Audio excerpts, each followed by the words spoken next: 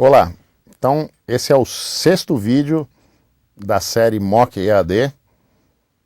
Você, se não tiver assistido os outros, pode voltar para o YouTube e assistir o primeiro em que eu me apresento e apresento essa série, o segundo em que eu falo sobre objetivos de aprendizagem. Aliás, não é nada disso. O primeiro em que eu me apresento, o segundo em que eu falo sobre interatividade em educação e educação à distância, o terceiro que eu falo sobre objetivos de aprendizagem, o quarto em que eu falo de objetos de aprendizagem e o quinto em que eu discuto as questões de avaliação em educação à distância e em geral. Aqui, especificamente, eu quero conversar sobre a questão da tutoria.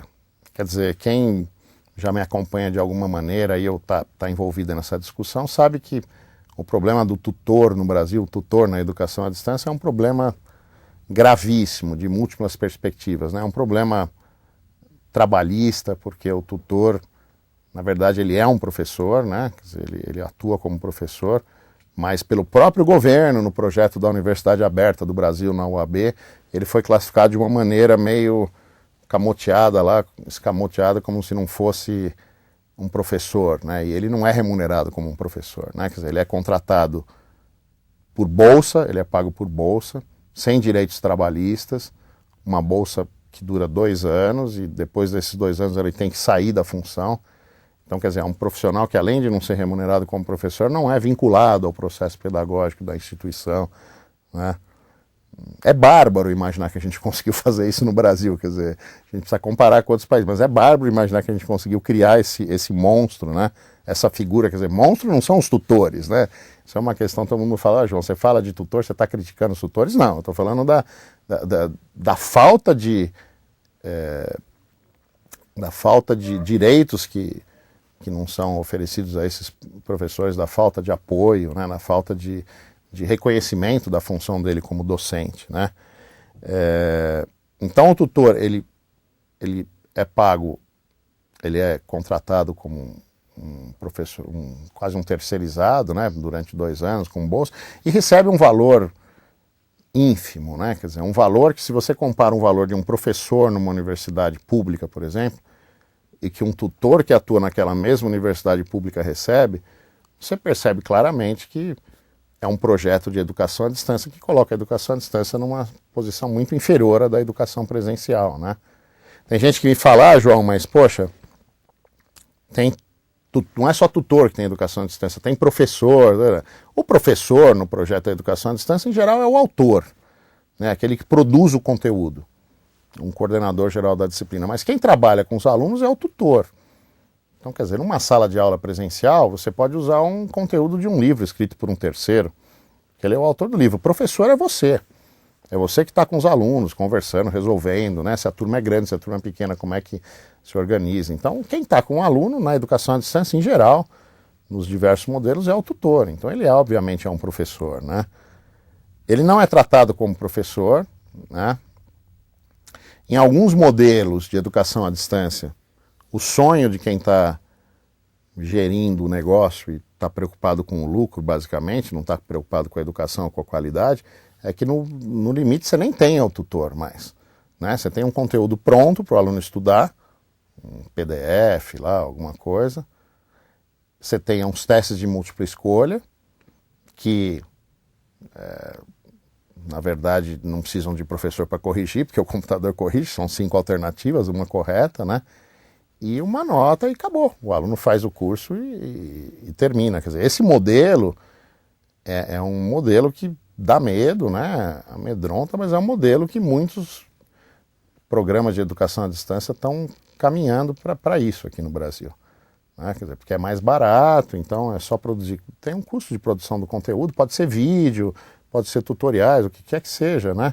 Dentro do modelo que nós vamos conversando aqui, com objetivos de aprendizagem, objetos de aprendizagem desconectados, né? Uma avaliação com múltipla escolha.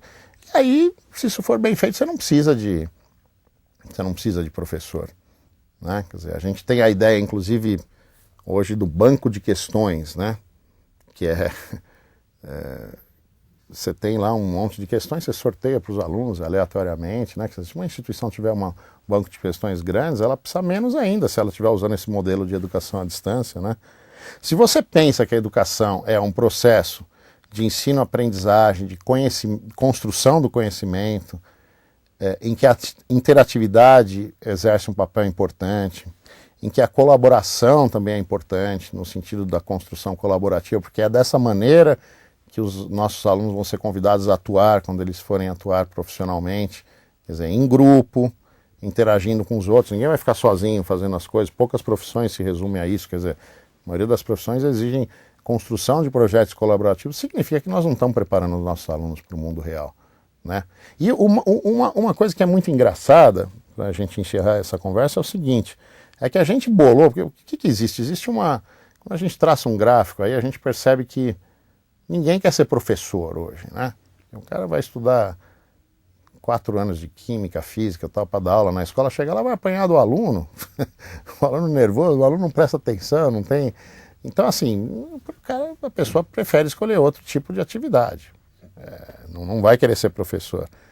Então nós temos um déficit, quando você olha para frente, você fala assim, poxa, nós temos um déficit de professores aí, vai aumentar a necessidade de professores de química, física, aí nós vamos ter cada vez menos professores. É um problema.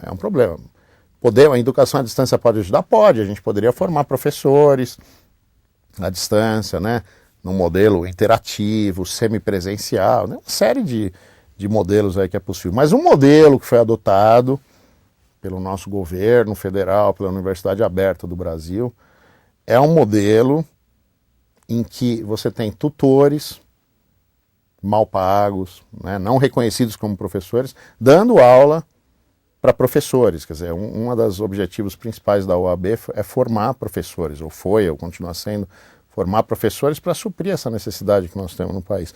Professores que vão para a sala de aula depois, vão trabalhar na sala de aula. Então, quer dizer,